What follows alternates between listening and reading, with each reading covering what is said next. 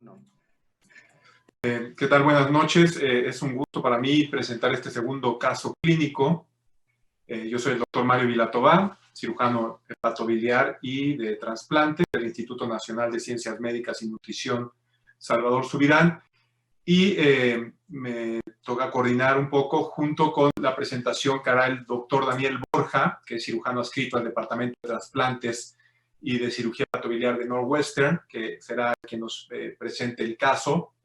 Y es un gusto para mí también presentarles al resto de los panelistas, que contamos primero con la doctora Lucía de Gregorio, de la División de Trasplantes de la Universidad de Texas de Southwestern Medical Center en Dallas.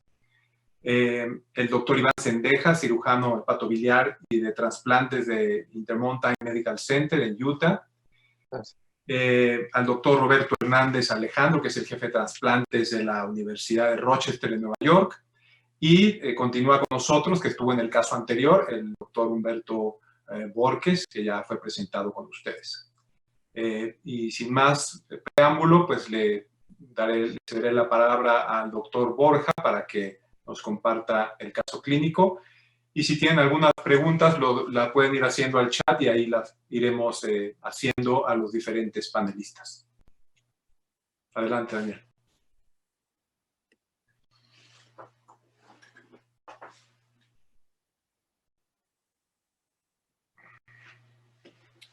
Buenas noches, muchas gracias por la invitación. Vamos a platicar de un caso de carcinoma hepatocelular en un paciente con virus de hepatitis B. No tengo ningún conflicto de interés. Nuestro paciente es un paciente que es básicamente sano, tiene historia de hipertensión arterial, pero llega al departamento de urgencias con sangrado de tubo digestivo, con ascitis, no tiene antecedentes quirúrgicos.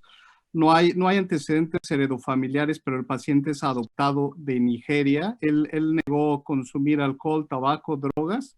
El índice de masa corporal en esa visita a urgencias es de 23. Hay ascitis, el resto es normal. Le hacen tratamiento endoscópico, le ligan las varices, le dan antibióticos para prevenir peritonitis, le dan diuréticos, le hacen el diagnóstico de hepatitis B y es referido al centro de trasplantes, donde le hacen una resonancia, donde se ve una lesión de 3.6 centímetros en el lóbulo derecho del hígado. No hay ninguna descripción de invasión a la vena porta. La tomografía es completamente normal, el gamagrama también es completamente normal, la alfa-fetoproteína es de 3.6. Y me gustaría preguntarle a nuestros panelistas, este paciente fue visto en un centro de trasplante aquí en Estados Unidos. ¿Qué hubieran hecho ustedes con esta historia? Hola, ¿qué tal? Muchas gracias por invitarme. Bueno, yo creo que es importante plantear también cuál era la situación clínica del paciente, el Child-Pugh score, pero en principio por el tamaño esta lesión ya pasa a ser un Barcelona Clinic B. Y por tanto yo creo que la indicación de TACE de entrada es adecuada, y plantear la posibilidad de referir a trasplante hepático. Totalmente de acuerdo con Lucía, Daniel. Creo que desde luego que saber un poco más de los antecedentes personales, médicos de este paciente. Me mencionaste que el paciente tuvo hepatitis B, ¿de acuerdo? Le diagnosticaron en este ingreso, cuando le empezaron a hacer la evaluación por el sangrado variceal sin conocimiento, le diagnostican hepatitis B, nunca había sido tratado y básicamente es un paciente que por primera vez le diagnostican cirrosis, una clase funcional buena, y todos los laboratorios los vamos a ver, pero son esencialmente normales. Sí. Pues sí, exactamente, pues poder realizar la adecuada imágenes, que creo que ya estás pidiendo ahí una tomografía. En ocasiones la resonancia magnética puede dar más detalles. En nuestra institución, es nuestra preferencia esta resonancia magnética. No siempre, cuando vienen referidos de otro lugar también usamos tomografía. Y para seguimientos también en ocasiones hacemos tomografía y hacer todas las pruebas de funcionamiento hepático para saber cómo está su función hepática y ver cómo están sus plaquetas. Tenemos que saber un poco más sobre si hay hipertensión portal o no. Este es básicamente el resumen de cómo nos llegó. Le hacen la embolización transarterial y en el centro le repiten una resonancia en julio del 2006, donde aparte de la lesión de 2.6 centímetros, perdón, de 3.2 centímetros, de ver una lesión de 2.7 por 2.6, y por primera vez describen que la rama derecha de la vena porta está tomada. La trombosis que está descrita aquí en la vena porta va básicamente desde la confluencia hasta la rama derecha de la porta. La reportan como tumor blando, como lo más seguro es que no sea, el tumor proximal es coágulo, no es tumor. La invasión de la rama derecha la dan como compatible con tumor y al paciente le dicen que no es candidato a trasplante hepático. El paciente nos llega a Northwestern a pedir una segunda opinión. Y básicamente esto es lo que le hacemos. Como podemos ver aquí la imagen y me voy a detener. No hay vena porta, voy a regresar. Esta es la mejor fase, pero básicamente vemos que la porta está completamente, no la vemos, hay degeneración cavernomatosa y vemos estas dos lesiones. Como al paciente lo trataron con TACE, en la otra universidad le describen que la enfermedad progresó. Por tener invasión de la vena porta lo consideraron que no era un paciente a trasplante y por eso pidió la segunda opinión. Nosotros completamos el mismo día que vino a vernos, tratamos de completar todo. Podemos ver aquí que los volúmenes del lado derecho y del lado izquierdo. El lado izquierdo calcularon en la resonancia que si hacemos una resección derecha, el remanente sería 41%. La resonancia también demuestra que el paciente tiene esplenomegalia y datos de hipertensión portal. Hay múltiples colaterales. No hay ninguna evidencia de enfermedad a distancia. Se le repite la tomografía de tórax y no hay enfermedad a distancia. Y estos son los exámenes de laboratorio del día que nos viene a ver. El paciente tiene básicamente MEL normal, bilirrubina total de menos de 1, creatinina de 1, INR de 1.2. La carga viral es positiva. Los leucos son de 3,000, las plaquetas son de 95,000, hemoglobina 13.2. La alfa-fetoproteína es 3.6. Todo lo demás es absolutamente normal. Aquí les pongo más que nada lo que es significativo. Ustedes en sus centros, ¿qué opinión hubieran dado con este resumen? Un comentario, Daniel. Primero, cuando digo, un paciente que llega que está dentro de los criterios de Milán, muy rara vez, al menos en mi centro, muy rara vez le hacemos un gamma óseo. La sensibilidad de un gamma óseo cuando el tumor está dentro de Milán es muy, muy baja. Entonces, generalmente solo hacemos los pacientes que hagamos downstage a Milán o pacientes que estén que tengan una enfermedad multifocal. En todos los pacientes que vemos, al menos en mis centros, la resonancia tiene que haber sido con GADO-BES, no dice detalles de qué tipo de resonancia le hicieron, y porque muchas veces vemos con pacientes que tienen una resonancia con gadolinium o IO-BES, y realmente la resonancia con GADO-BES nos da mucho más sensibilidad. Y como complemento a eso, a todos los pacientes se le hace una tomografía trifásica. Me parece un poco raro que en menos de un mes y medio, el paciente desarrolló una enfermedad, desarrolló otra lesión de ese tamaño. Lo más probable es que esa lesión ya estaba ahí previamente. En un paciente con un tumor de 3.6 centímetros, en nuestro centro recomendaríamos ir directamente a radioembolización, precisamente por eso, porque un tumor de más de 3 centímetros tiene mayor probabilidad de tener satélites y sobre todo por localización. En localización cercana a la porta es más probable tener invasión macrovascular, de hecho. En cuanto el paciente no sea candidato a trasplante, la verdad es que depende de la región, al menos en la región 5, con esa posibilidad de invasión de la vena porta, se puede hacer bajarlo a criterios de Milán, se le hace radioembolización y podría ser candidato a trasplante siempre y cuando se documente no progresión de enfermedad en un considerable tiempo, generalmente es de un año. pero hasta ahorita parece ser que en el centro se decidió no trasplante y se va a hacer resección con esos laboratorios que tienes. Yo creo que tiene una buena reserva. Lo más probable es que se haga otra vez radioemolización y darle tiempo para hipertrofia a ese hígado. Daniel, una pregunta rápida. Sí, sí. Perdón, Humberto, adelante. No, Roberto, tranquilo. Una pregunta rápida, Daniel. Al consideraron en Northwestern, parece que el hígado no se ve de malas características cuando corriste el video de la tomografía. Desde luego que hay algo de esplenomegalia. No sé cómo estaban las plaquetas, si estaban bajas o no. 95.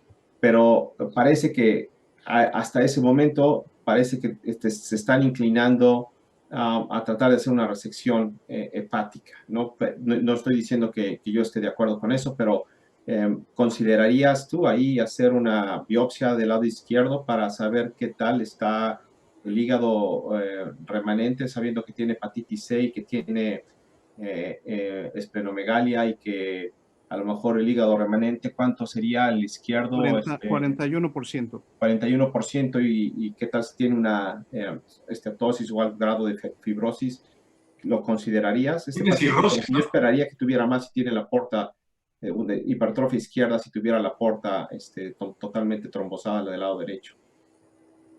Nosotros les voy a decir, estoy de acuerdo con lo que han dicho, les voy a decir nuestra conclusión.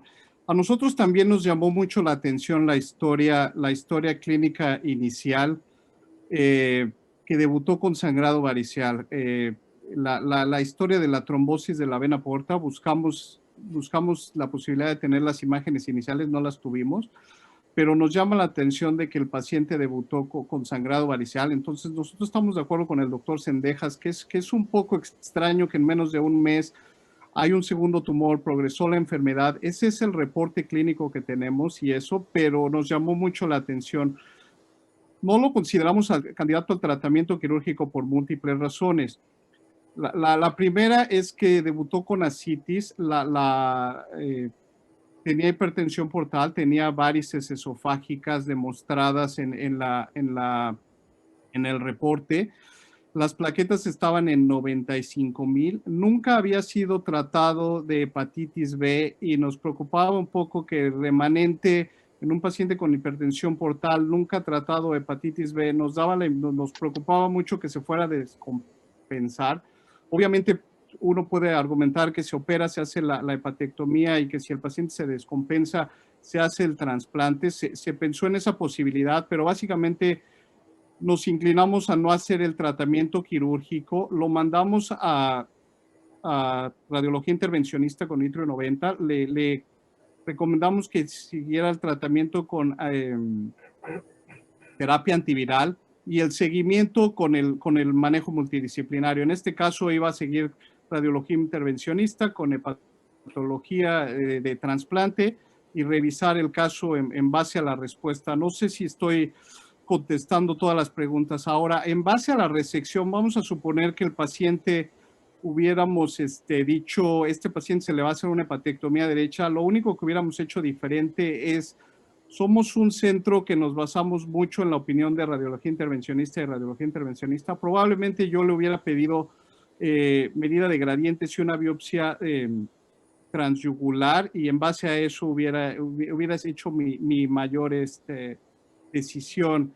Yo por la citis, por las varices y por el remanente 41% en un paciente que nunca ha sido tratado de hepatitis B, me incliné a no hacer resección y ese fue en general somos un grupo de 6 cirujanos, todos estuvimos de acuerdo en esperar. No sé si alguien quiere comentar un poco más. No, quería mencionar el hecho de que este paciente tiene una degeneración cavernomatosa, entendí bien, ¿verdad? Sí. Exacto, yo creo que eso es una razón más para no hacer una resección hepática en este paciente en particular. Me parece que allí hay un punto que es importante tratar y es que la trombosis de la porta puede terminar confundiendo entre que sea una trombosis blanda, no maligna, y una trombosis realmente que sea un tumor de invasión de la porta, y eso puede cambiar todo el contexto en el que está este paciente, porque da la sensación de que al principio el paciente fue negado o rechazado para trasplante basado en que hubo una invasión tumoral de la aorta. Yo quería saber, Daniel, si ustedes tienen alguna utilización, por ejemplo, de PET scan o alguna otra cosa para determinar si es realmente una trombo tumoral versus no. En general somos un centro que no usamos mucho PET scan. No nos basamos les puse aquí solo una secuencia del video, pero cuando lo revisamos con nuestros radiólogos, a ellos les daba la impresión que la rama derecha de la aorta estaba invadida por tumor y que la parte proximal era solo coágulo por obstrucción al flujo. Ahora, vamos a ver un poco más, completamente de acuerdo con lo de la degeneración cavernomatosa. Tenemos muchas imágenes y vamos a ver en el estudio que básicamente eso es lo que pasó en el... Una pregunta, Daniel, antes de continuar.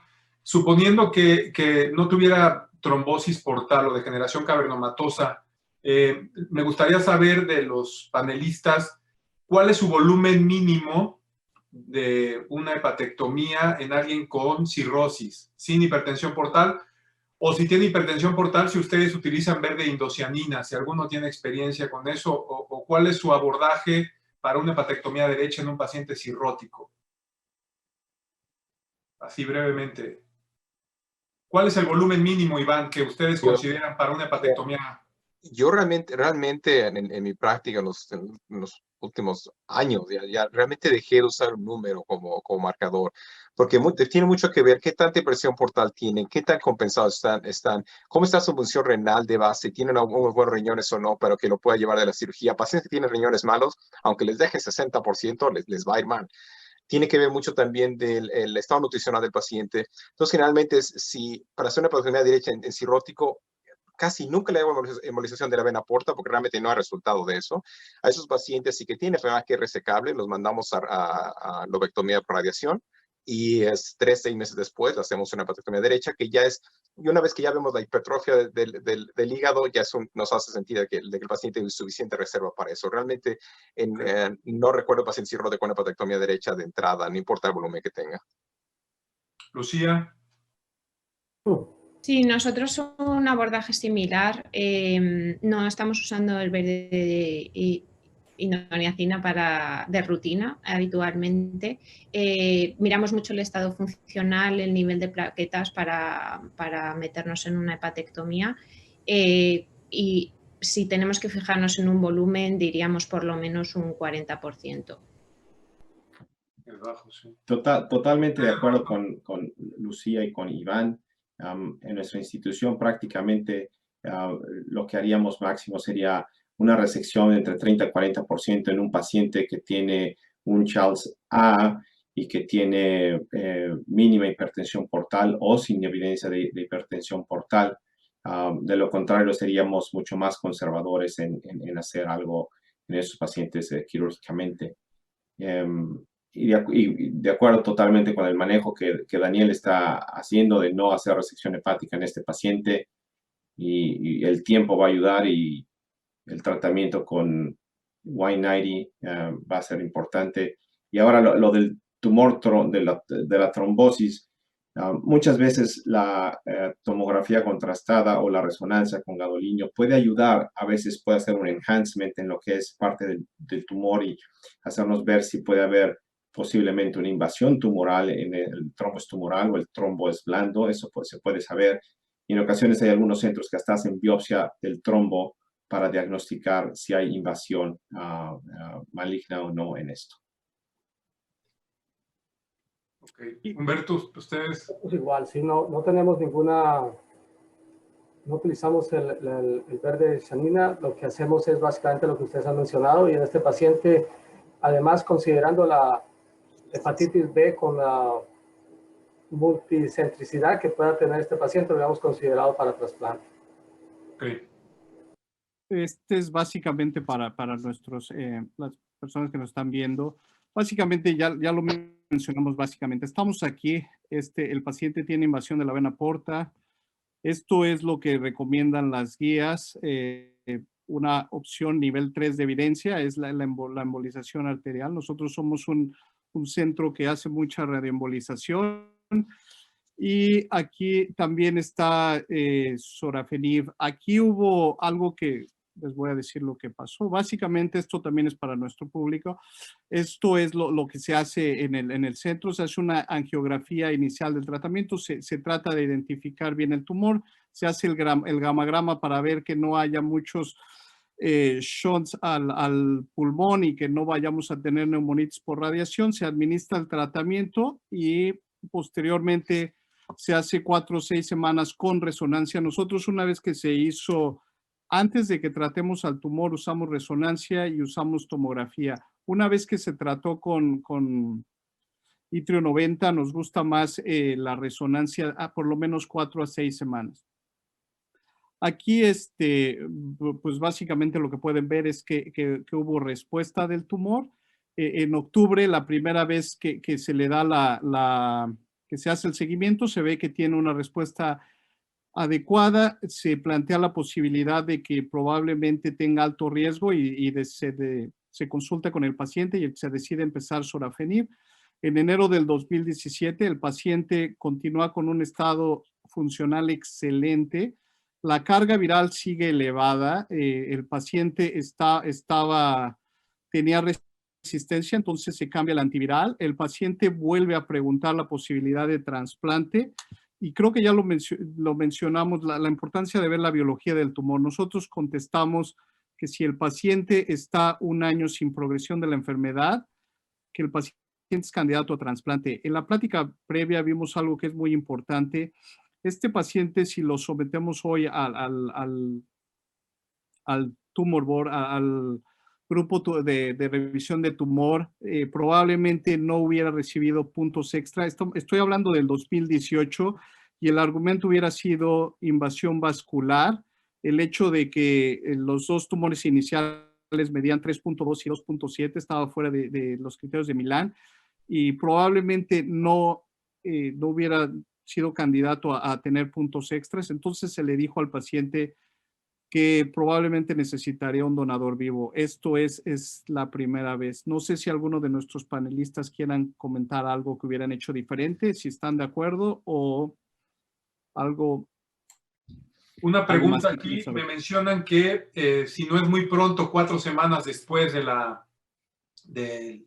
radioembolización, para valorar la respuesta correcta. Esa respuesta inicial, lo que nosotros hacemos 4 a 6 semanas, si nosotros no creemos que hubo una respuesta adecuada, se da una segunda sesión de Itrio 90. No es para hacer una conducta definitiva, es para ver si se da una segunda dosis selectiva. Recuerden que aquí voy a regresar a mi diapositiva previa. Fue una embolización selectiva de las 2. De hecho, se hizo a la rama posterior y a la rama anterior. Ustedes en su centro, ¿cuándo deciden si dan una segunda dosis de tratamiento con quimioterapia o con Itrio 90? En mi centro hacemos igual, hacemos una tomografía al mes más que nada para buscar enfermedad que no se haya detectado en la primera tomografía. Eso generalmente es una antifaz nada más para buscar otra enfermedad.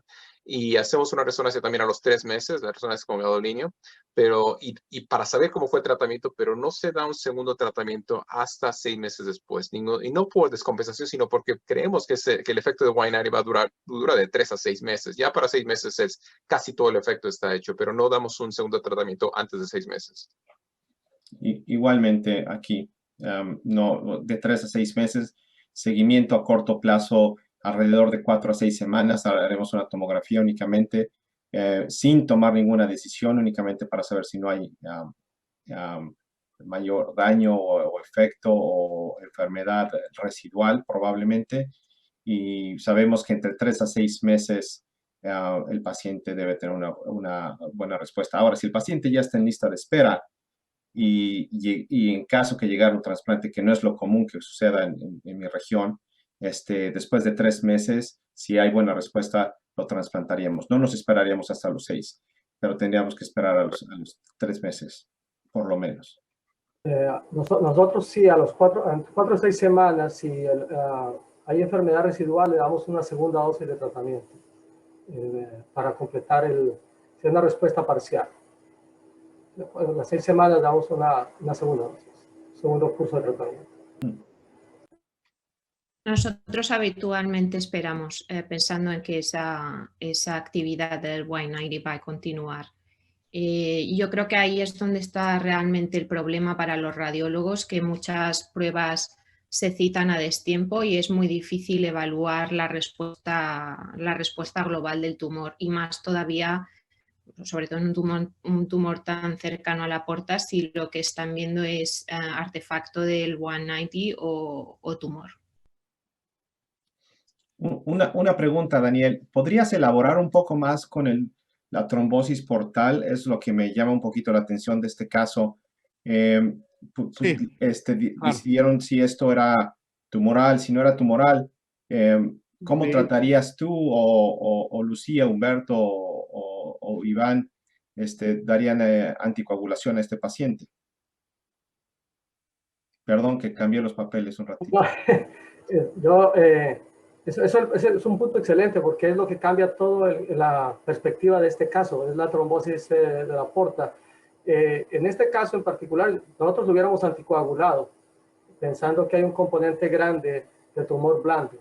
Y hubiéramos anticoagulado la primera vez que vimos el diagnóstico. Y es lo que estamos haciendo de rutina. Nosotros lo que hemos hecho más, y seguramente también el grupo de Northwestern lo ha hecho, es tratar de recanalizar esa vena porta, pero no recanalizarla sino hasta después de dar el tratamiento. Es decir, después de haber dado Y90 y desde que sabemos que el tumor está controlado, hacer un abordaje tipo TIPS, hacer recanalización de vena porta, dejar el stent por unos meses y sería ese mismo vaso que utilizaríamos para trasplante. De acuerdo, básicamente con lo que dijo el doctor Sendejas. Lo único que haríamos, básicamente aquí lo que hacemos cuando llega un paciente con nueva trombosis portal, hacemos endoscopía, nos aseguramos de que el paciente no tenga varices esofágicas. Si el paciente no tiene varices esofágicas, se inicia anticoagulación, pero somos un centro que es muy agresivo con el uso de TIPS. Entonces, si creemos que el paciente va a ser candidato a trasplante, los cirujanos tratamos de abrir la vena porta, que de hecho es lo que vamos a ver aquí en un par de minutos. Ustedes cambian el abordaje en vista de que este paciente tiene una trombosis tumoral del lado derecho, considerarían hacerlo hacia el lado, la vena media o la izquierda. Sí, lo hacemos en el lado medio. Si hay sospecha de que es tumor, evitamos el lado donde está el tumor. Y si llega el paciente que creemos que nunca va a ser candidato a trasplante por comorbilidades o por cualquier otra razón, no hacemos la intervención. La intervención con el TIPS la hacemos básicamente a los pacientes que van a ser trasplantados o que creemos que son candidatos a trasplante. Entonces, aquí voy a seguir básicamente el seguimiento. En el marzo del 2017, la respuesta es adecuada, carga viral disminuida. En julio del 2017, el tumor y la vena, la trombosis no han progresado, la carga viral es negativa. No hay evidencia de enfermedad sistémica y el paciente tiene 2 donadores. Recuerden, y por eso lo puse, que el paciente era adoptado. El paciente no tiene familia aquí. De hecho, la primera vez que platicamos con él, él dijo que nunca creía que iba a conseguir a alguien que le donara el hígado. La manera en cómo obtuvo esto fue a través de las redes sociales. Alguien en Texas decidió donarle, se pusieron en contacto y eventualmente vino a Chicago a donar, como van a ver. Y en abril del 2018 el donador es aprobado, se detiene el sorafenib, se decide que no hay evidencia de enfermedad sistémica, y aquí es donde vemos lo que ustedes están preguntando. Esto básicamente es lo que tenemos en la evaluación pre-trasplante. Hay degeneración cavernomatosa de la vena porta. Nosotros lo que decidimos en estos casos, los pacientes que son candidatos a trasplante, es tratar de abrir la vena porta como describió el doctor Sendejas. En este caso, como el paciente tenía la sospecha de la rama derecha, nuestros radiólogos lo hicieron a través de la vena media. Una vez que se descarga, que tengan cardiomiopatía del paciente cirrótico, que tengan buena fracción de eyección, que no tengan ninguna comorbilidad en el corazón, se decide poner un shunt transyugular. Y aquí básicamente es lo que hacen nuestros radiólogos para nosotros, es lo que hacemos en la mayoría de los pacientes. Si ustedes a mí me preguntan, es raro ya realmente que veamos pacientes así, pero suponiendo que esta imagen del lado izquierdo, el cirujano abre al paciente y se da cuenta de esto, probablemente lo que hubiéramos intentado es hacer, la vena mesentérica estaba abierta, entonces hacer un puente venoso, un injerto venoso y tratar de hacer el trasplante. Obviamente creo que todos los que estamos en esta sesión vamos a estar de acuerdo que eso es una cirugía que se puede hacer, pero es sumamente complicada. Si el diagnóstico se hace preoperatorio, casi siempre lo tratamos de hacer con TIPS, y la razón es aquí con nuestro, este trabajo se está revisando, pero básicamente la morbilidad perioperatoria disminuye. Se puede hacer con degeneración cavernomatosa de la porta, pero la estancia en terapia, el uso de pacientes, el uso de productos sanguíneos, infecciones posoperatorias, el deterioro en la clase funcional disminuye mucho si el paciente no tiene tanto sangrado durante el trasplante, y por eso es aquí una política de Northwestern, que si tenemos un paciente que creemos que se puede abrir la vena porta con un TIPS, siempre lo hacemos. Me gustaría preguntarles ustedes qué harían si ven este paciente con tumor o sin tumor. ¿Cuál es la conducta en sus centros? Bueno, nosotros si tuviéramos mesentérica, hemos tenido poca experiencia y la verdad no nos ha ido tan bien. Siento que con los radiólogos todavía les falta conocer un poco más la técnica, y creo que dejan el TIPS demasiado afuera de la porta y eso a veces inflama el tejido, y tuvimos un par de experiencias no muy buenas con una degeneración cavernomatosa que se dilató. Entiendo que se debe de dilatar, dejar el TIPS, pero el TIPS completamente intrahepático y no exponiéndolo al endotelio de la porta, donde se van a astomosar uno. Eso a lo mejor es un problema técnico. Entonces, pues, no sé, creo que por esos eventos, a lo mejor si tenemos mesentérico, tenemos un shunt grande a la renal, a veces lo hemos intentado de esa forma, una reno portal. Aquí de rutina tampoco estamos poniendo tips. Dependería del caso y en la comisión de tumores ver qué posibilidades ve radiología intervencionista, y sí que hemos hecho alguno a un shunt, a una colateral. Este caso en mi centro hubiera sido discutido en el Tumor Board y en el Selection Committee de trasplantes. Muy pocas posibilidades de ser enlistado y tener un trasplante cadavérico. Por lo tanto, igual que ustedes, hubiéramos buscado un donante vivo. Hubiéramos discutido, platicado con los radiólogos intervencionistas para tratar de hacer lo mismo. Y tratar de abrir con un TIPS. Y en caso de no poderse hacer, pues como comentó el doctor Vilatova, si el paciente tuviera shunts esplenorenales, utilizaríamos probablemente la vena renal izquierda para hacer un graft, una interposición de cadavérico, únicamente si hubiera shunts esplenorenales. Si no hubiera, normalmente no funciona muy bien esto. Pero esa sería una indicación. O hacer un puente, un injerto más abajo de la mesentérica superior, que también es algo que se puede hacer comúnmente.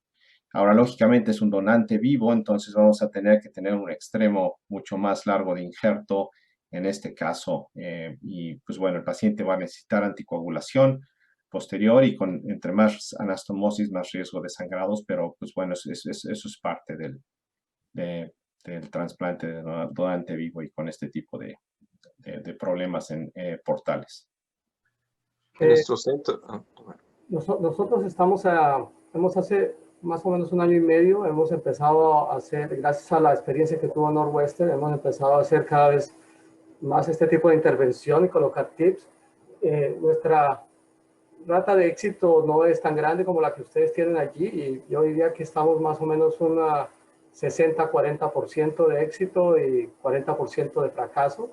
Hemos tenido un caso, por ejemplo, en que se canalizó una colateral pensando que era la vena porta principal, y en cirugía nos dimos cuenta de que no, y fue un problema porque no pudimos hacer realmente la anastomosis a la porta, y terminamos poniendo un injerto a una colateral. Este paciente, como dice Roberto, si no tiene colaterales, si no pudiéramos haber hecho este tipo de procedimiento del TIPS, y si el paciente tiene algún tipo de colaterales, un esplenorenal espontáneo, usaríamos la vena renal izquierda para este tipo de procedimiento. Si no, con una función normal probablemente no lo hubiéramos operado, porque no resolveríamos mucho el problema de hipertensión portal que tiene el paciente.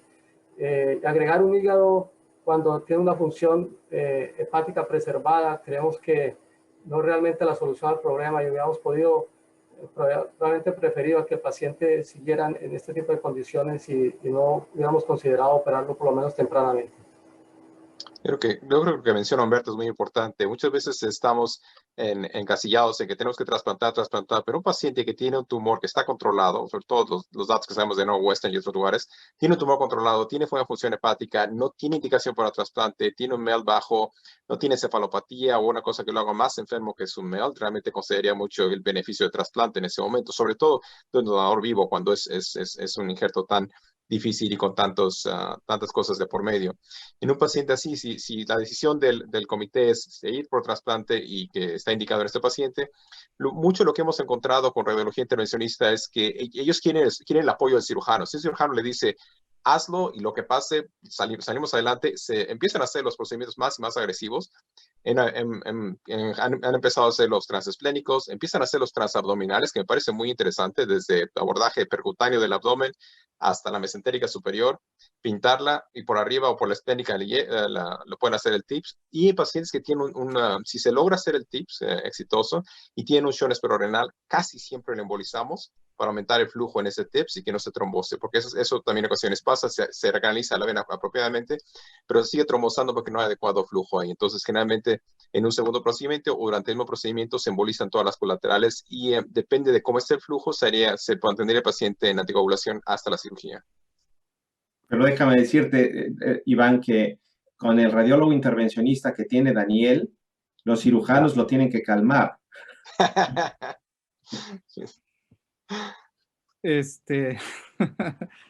Yo creo que aquí lo más importante de todo es lo que ustedes han mencionado. Nuestra sesión multidisciplinaria realmente funciona como tal. Creo que todos ustedes van a estar de acuerdo. No se toma una decisión solamente una persona. Si el cirujano no lo va a trasplantar, no se pone un tips. Si el hepatólogo, aquí hemos platicado muy poco de los hepatólogos, pero si el hepatólogo no está preocupado por cardiomiopatía del cirrótico, si el paciente no tiene riesgo de encefalopatía hepática, si el hepatólogo está de acuerdo, entonces se pone el shunt, y el radiólogo básicamente nos pregunta, ¿lo vas a operar al paciente? Porque no va a correr el riesgo de hacer un procedimiento tan agresivo en un paciente que realmente no está indicado. Entonces, es una decisión que tomamos.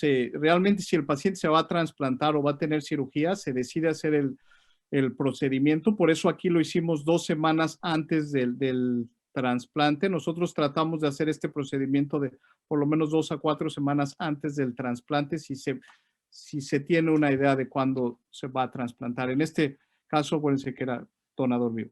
Oye, Daniel, en un caso así de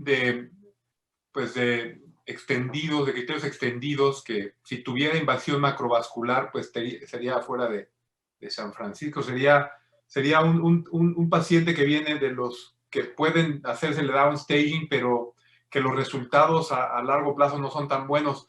En este caso en particular, no sé qué discusión tienen o si quieren mencionar algo sobre, pues, hay alguien que es altruista, pero también esa persona, pues, no es un familiar directamente que a veces dice, bueno, pues a mí no me importa porque mi hijo o mi hermano quiero que viva 3 años más. Aquí no se le está dando el beneficio del trasplante a un órgano de un donador altruista que a lo mejor pudo haber beneficiado a alguien más en la lista de espera que también tiene dificultades para obtener un órgano y con un beneficio del trasplante mucho mayor. No sé a qué conclusión llegaron, o fue porque que directamente iba este donador con este receptor, y si el donador sabía cuáles las posibilidades de recurrencia y de supervivencia a 5 años.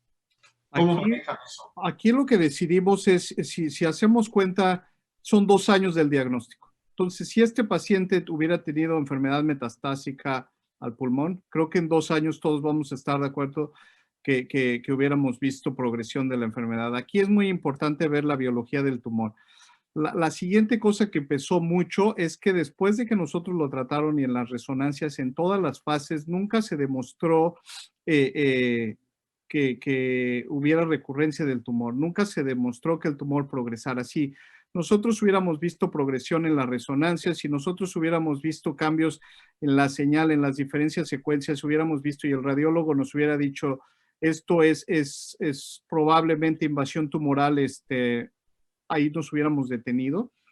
Contestando tu pregunta del donador altruista, no tomamos la decisión de un día para otro. Se habla mucho con el donador, se le dice números, se le dice posibilidades, se le dice de manera abierta que existe la posibilidad de que el paciente fallezca después del trasplante por recurrencia de la enfermedad. Cuando tenemos casos agresivos como empezamos la cirugía en el receptor y no hacemos la cirugía del donador si no estamos 100% seguros de que el paciente es quirúrgicamente trasplantable. Vamos a suponer que abrimos este paciente y vemos tumor, vemos carcinomatosis, no se hace la cirugía como se hace normalmente en donador vivo. Estamos completamente seguros. Se hace una evaluación minuciosa. En más de 2 años no vimos progresión de la enfermedad. El donador altruista entendía el riesgo que tenía con el receptor. El paciente estaba en muy buen estado funcional. Si este paciente hubiera estado sarcopénico o con un índice de fragilidad muy elevado, le hubiéramos dicho que no. Si el paciente hubiera tenido comorbilidades importantes como diabetes, enfermedad coronaria, diabetes poco controlada, enfermedad coronaria, Iván mencionó enfermedad renal. Si este paciente hubiera estado un hígado riñón, probablemente se hubiera dicho que no desde el principio. Aquí pesó mucho. Creo que en 2 años estamos de acuerdo que la biología del tumor nos dice que es una excepción, no es lo que vemos la mayoría de las veces en los pacientes que tienen invasión de la aorta.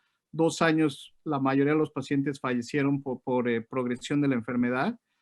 Y finalmente, si el donador altruista hubiera dicho en esos 3 meses que se platica constantemente con él, no estoy seguro, pues se cancela el caso, ¿no? No sé, eso es lo que hubiéramos hecho, lo que hicimos aquí, y eso es lo que normalmente hacemos. Me gustaría preguntarles qué hacen en su centro, y también por eso especifiqué el altruista. Yo quisiera comentar, Daniel, un punto importante, así como dicen aquí en the take home message, es muy importante aquí es el entender la biología del tumor. Y lo más importante en carcinoma hepatocelular es el tiempo, el reloj. Eso es lo que nos va a hablar muchísimo. Cuando haces un tratamiento adyuvante y el paciente lo mantienes en observación y no hay recurrencia, y el paciente está estable, eso nos va a ayudar para poder justificar, llevar un paciente cuestionable a un trasplante. Y yo creo que eso fue lo que tú y tu centro hicieron y adecuadamente lo hicieron.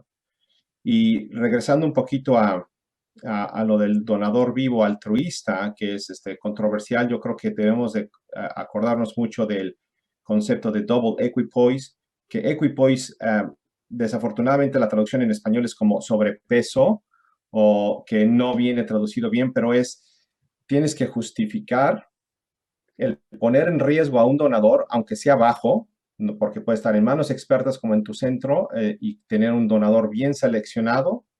Entonces puedes decir el riesgo de mortalidad es de 1 a 800 o 1 a 1000 y en muy buenas manos, pero debes de justificar ese poco riesgo con un muy bajo riesgo o de que el receptor vaya a tener una mala complicación, que la sobrevida pueda ser adecuada. ¿Cuánto es eso? Pues a lo mejor eso es algo que decide en cada centro, si es 60% a 5 años, si es 50, si es 70.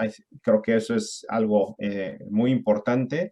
Y yo creo que el hecho que hayas puesto al paciente en observación, le hayas dado tratamiento, Y-Night y todo esto, y hayas visto que hay una evolución adecuada y no hay progresión, pues lo justifica. Y lógicamente lo que comentaste de decirle al receptor, al donador, perdón, cuáles son los problemas del receptor y qué es lo que puede pasar, eso es muy importante. Creo que aquí es mucho, dependiendo del centro y de la política que tenga y qué tan agresivo sea en cuanto a donador vivo y a ofrecer, sobre todo para un altruista. Hay muchos, un hígado altruista se puede usar de muchas otras formas en los pacientes que a mi criterio se beneficiaría mucho más. Este paciente lo pondría en lista de espera, sí, porque ha probado que la biología de la enfermedad es adecuada, pero probablemente este paciente le ofrezca un donador después de muerte cerebral, un DCD o algunos otros que depende de qué tan agresivo es el centro. Hay en ocasiones que tenemos todos estos hígados que no se utilizan, un hígado graso, un hígado mayor, no de 70 años, pero yo en nuestro centro no le ofreceríamos un donador vivo a un paciente así. Probablemente, inclusive, si llegara un donador altruista, estaríamos en contra de eso. Nuestro programa de donante vivo es muy, ¿cómo se dice? Lleva muy poco tiempo funcionando.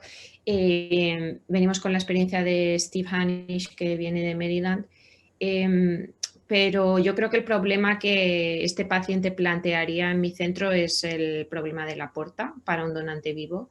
Si no estuviese el problema de la porta, en cuanto al donante altruista, intentaríamos agotar, si fuese posible, donantes familiares o amigos antes de proceder con un altruista, por los temas que se han comentado.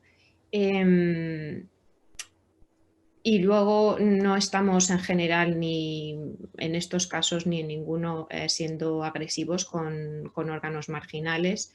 Estamos haciendo muy poco DCD y muy poco hígado graso, hígado con más de un 20% de grasa. Con lo cual habríamos intentado decirle al paciente que si no es capaz de proporcionar un donante vivo, que no lo vamos a hacer. Por supuesto, contando con la prueba del tiempo y otra vez si no estuviese este problema del flujo portal. Aquí yo lo último que diría es que creo que muchos de nuestros panelistas se van a reír y van a estar de acuerdo conmigo. El problema de usar hígados marginales en estos pacientes es que son los hígados que usamos en gente con MEL más alto, porque cuando tienes 5 centros de trasplante en la misma ciudad, el número de donadores, como pasa en Nueva York, como pasa en California, como pasa en el sureste, realmente esos hígados los usamos, somos agresivos, pero los tenemos que usar en pacientes más altos. Realmente esa idea de que vamos a usar el donador de 18 años para un paciente, no vemos esos donadores. Cuando esos pacientes van para MEL de 40 que necesita un hígado riñón, o va para pacientes pediátricos. Todos los hígados marginales usamos, nosotros más o menos usamos 25% de DCDs y usamos muchos hígados grasos, vamos hasta 40-50%, pero los tenemos que poner en pacientes más elevados. No hay manera de que este paciente se hubiera trasplantado con un donador cadavérico. Creo yo que si nosotros hubiéramos dado de baja un donador cadavérico, la Universidad de Chicago, Loyola, algún otro centro lo hubiera tomado y no hubiéramos trasplantado. No sé qué opinan ustedes. Mándalo a región 5. La 3, bien. ¿A 3? Mándalo para acá. Yo creo que tengo la misma sensación, Daniel, de todo el resto de los panelistas. Es que lo que cambia la decisión aquí es el hecho de que ustedes hayan podido colocar el TIPS y hayan podido abrir por decirlo de alguna forma, la porta. Y esto es lo que cambia realmente todo el concepto, porque es realmente lo que hace que el trasplante sea posible y vaya a ser exitoso.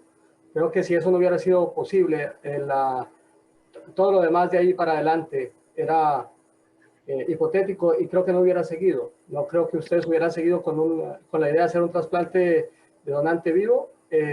Definitivamente nosotros no lo hubiéramos usado para un órgano marginal, pero igual hubiéramos tenido la posibilidad de tener un mal éxito, un fracaso, tener poco éxito, porque estaríamos ante la posibilidad de terminar haciendo un shunt que de pronto no funcionara, un sangrado profuso, y eventualmente hacer una hemitransposición o alguna otra cosa que al final no hubiera solucionado completamente el problema que tenía este paciente. Nosotros, si no se hubiera podido abrir la puerta, no lo hubiéramos trasplantado. O sea, esa fue básicamente nuestra última palomita en la lista de se trasplanta o no, y por eso se hizo tan cercano al trasplante. Básicamente, ya hablamos un poco de la anatomía. El doctor Hernández mencionó sobre la necesidad de poner un injerto venoso. El resto de la cirugía fue básicamente lo que se espera con un donador vivo, excepción 2 conductos biliares, y se decidió hacer una hepático-yeyunostomía en Y de Roux. La cirugía no fue fácil. Como pueden ver, la cantidad de sangre para un donador vivo dice que la cirugía fue difícil. La cirugía en el receptor, obviamente, hasta que no estuvimos seguros de que el paciente era trasplantable, no se empezó la cirugía del donador. La patología, esto para mí es otro mensaje, lo voy a traducir así como mensaje de llevarse a su casa, el take home message. Vimos 2 tumores, uno de 4 centímetros, que probablemente es la confluencia de estos 2 tumores con 90% de necrosis. No había evidencia de invasión vascular, pero vimos un tumor de 1 centímetro con 80% de viabilidad. Y eso creo que es algo bien importante para todos los cirujanos. Nosotros casi nunca pensamos que el tratamiento con Yttrio 90 es definitivo. Si el paciente tiene un estado funcional, el Yttrio 90 es una terapia de puente hacia algo más. En el lado izquierdo hubo un hemangioma en el lóbulo izquierdo. El margen proximal de la vena porta fue negativo para tumor. El estadio es este que les digo. Básicamente, es la última cosa curiosa, en el día 1, pues el paciente ultrasonido normal, extubado. En el número 2, el paciente tiene hipotensión, hematemesis masiva y es reintubado. Creo que más de uno de los cirujanos escuchamos el comentario de, ya ves, te lo dije. Se hizo una endoscopía, el esófago, estómago y el duodeno era normal. Estaba sangrado de la hepático yeyuno, pero cuando te dicen un paciente con esta historia, trombosis de la porta, injertos venosos, descartamos que la vena porta se hubiera trombosado y que esa fuera la causa de sangrado.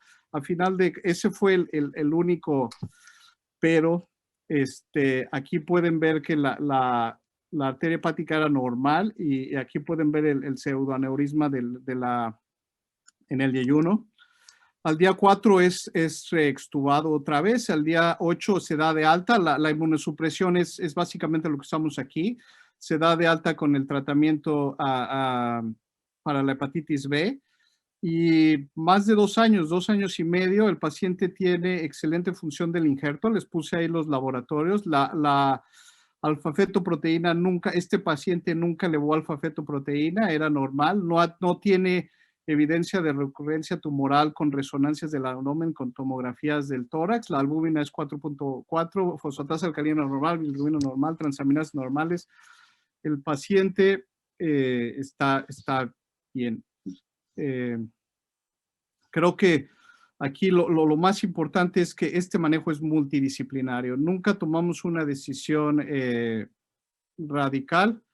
Siempre depende de la experiencia de cada centro, es importante. Hay centros que hacemos algunas intervenciones que otros centros no tienen, y en general creo que todos estamos de acuerdo que casos más avanzados requieren que se mande a centros con más experiencia. No sé si alguno de nuestros panelistas quieran agregar alguna conclusión.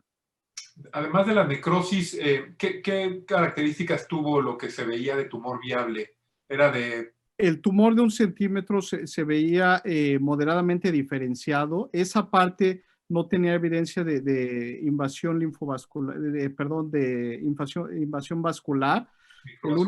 El ganglio, los pocos ganglios que mandamos en trasplante no fueron negativos para metástasis.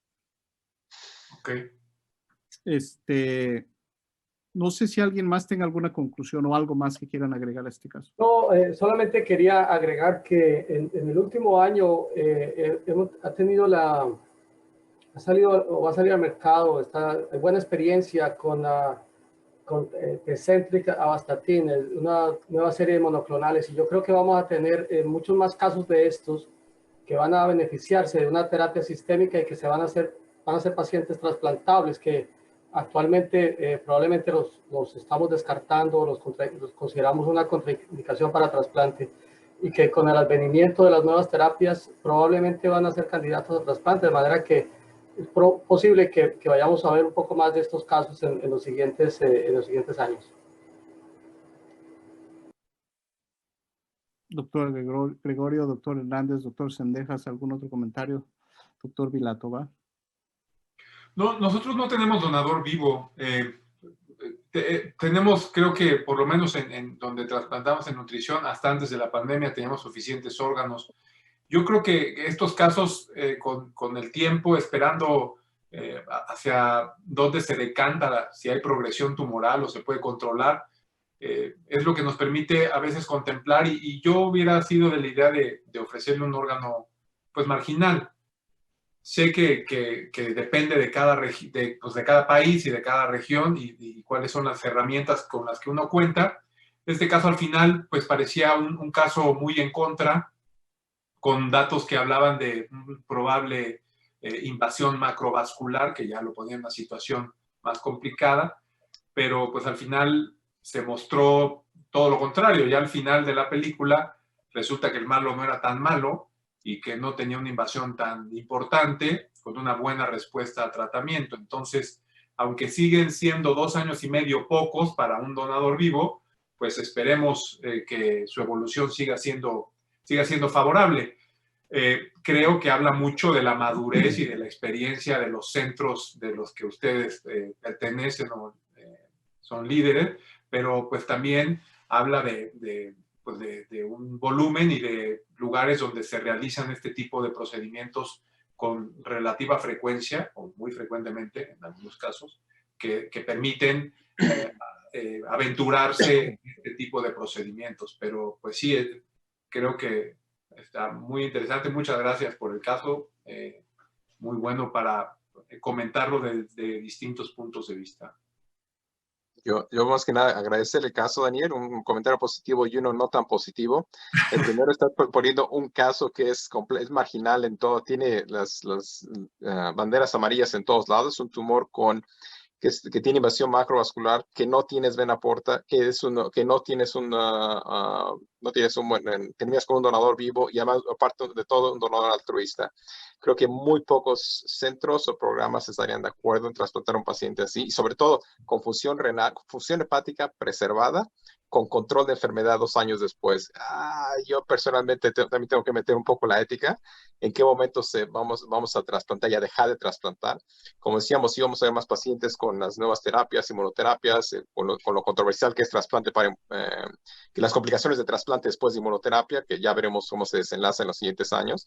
Pero sí, es un paciente que también tenemos que pensar en los recursos que tenemos en nuestra institución, los recursos que tenemos a nivel nacional, a nivel público, a qué pacientes les vamos a ofrecer más y qué pacientes realmente se puede dar una muy buena calidad de vida con adecuada función, con un T2, con un tumor de 1 centímetro, ese paciente va a vivir 5 años bien. Entonces, es muy buen caso, la verdad, para comentar.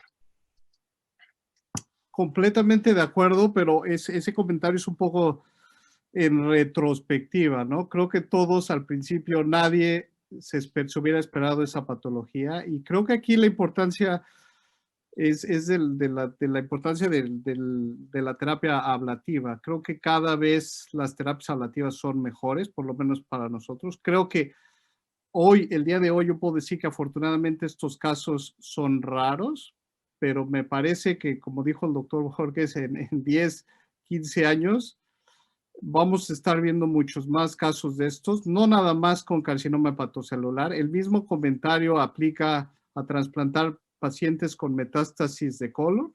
El mismo comentario aplica a trasplantar pacientes con colangiocarcinoma. Y me parece que solo vamos un poquito más despacio que otras especialidades que se han hecho más agresivas que nosotros antes. Claro. En muchos tumores, el tratamiento neoadyuvante es sumamente importante, probablemente más importante que la cirugía. Hay ejemplos, vamos a ver casos mañana, cáncer de páncreas, metástasis colorectales. Hay casos que hace 20 años todo el mundo hubiera dicho, este paciente no se puede operar. La única razón por la que nosotros vamos retrasados es porque no tenemos un buen tratamiento sistémico para disminuir el tamaño del carcinoma hepatocelular, pero cuando tengamos esas terapias disponibles, casos como estos van a ser muy frecuentes. Yo estoy completamente de acuerdo con el doctor Bojorquez. Me parece que casos como estos el día de hoy, afortunadamente no los vemos. En 10, 15 años, casos como estos van a ser mucho más frecuentes. Yo creo que, Daniel, fuiste avanzando poquito a poquito, tratando de convencer, tomando terreno y hasta que dominaste todo y justificaste tu trasplante. Controversial, por supuesto, como dice Iván, pero lo hiciste de muy buena manera. Y yo nada más, mi comentario después de tantas pláticas y discusiones que hemos tenido, importante es que la terapia de ITRO90, Y90, cuando yo estuve en Canadá, se usaba muy poco, sobre todo por costos. Y pues la verdad no tuvimos mucho tiempo de poder observar. Desde que estoy en Estados Unidos, la gran mayoría de nuestros pacientes reciben Y90 y he visto una respuesta impresionante. No era yo un gran fan de esto y hoy en día todos los pacientes, la mayoría quisiera darles Y90, responden muy bien. En la patología vemos una muy gran respuesta en los pacientes trasplantados. No puedo hablar de los pacientes no trasplantados aún, pero esa ha sido nuestra experiencia. Bueno, pues un poco en línea con lo que se ha comentado, el estándar de la supervivencia que tenemos que dar a estos pacientes es muy diferente al que tiene que dar cualquier otro tumor abdominal. No tenemos criterios todavía para establecer cuánto es aceptable o no en estos casos un poco de rescate. En general, todos nos regimos por la supervivencia que consigue los criterios de Milán, pero hay mucho debate sobre si en el escenario de un donante vivo debemos rebajar esos criterios o no. Y yo creo que Estados Unidos está desarrollando mucho y potenciando mucho los programas de donante vivo, pero con muy poca regulación. Así como en Japón es necesario el haber dejado por lo menos 3 meses de espera desde el último tratamiento, aquí todavía no hay un criterio. Pero también estoy un poco de acuerdo en que hay que forzar un poco la máquina porque otra vez el tratamiento del hepatocarcinoma tiene muchísimas limitaciones al no tener una anatomía antes de la cirugía, una histología, al tener que fiarse todo el tiempo de imagen y luego estar tan sumamente auditado y tener que demostrar unos resultados tan buenos en tratamiento oncológico. Entonces, yo creo que tocan tiempos de si se puede llegar al trasplante, forzar un poquito las cosas. Dentro, por supuesto, de no menoscabar el acceso a donante fallecido de pacientes no oncológicos.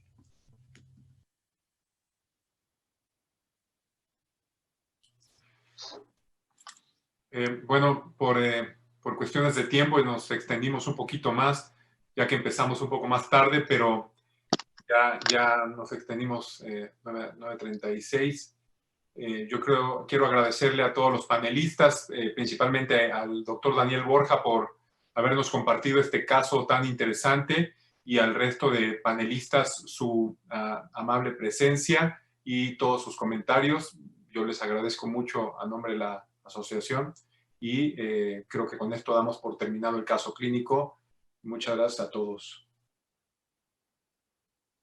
Muchas gracias, Mario. Muchas gracias, Gracias. Daniel, y a todos Gracias. los organizadores. Gracias a todos. Hasta luego. Gracias, Daniel. Muchas gracias a todos. Hasta luego, Roberto. Nos vemos, Humberto. Lucía, un gusto. Hasta luego, Rodrigo Sendejas. Igualmente. Hasta luego, Alejandro. Bye.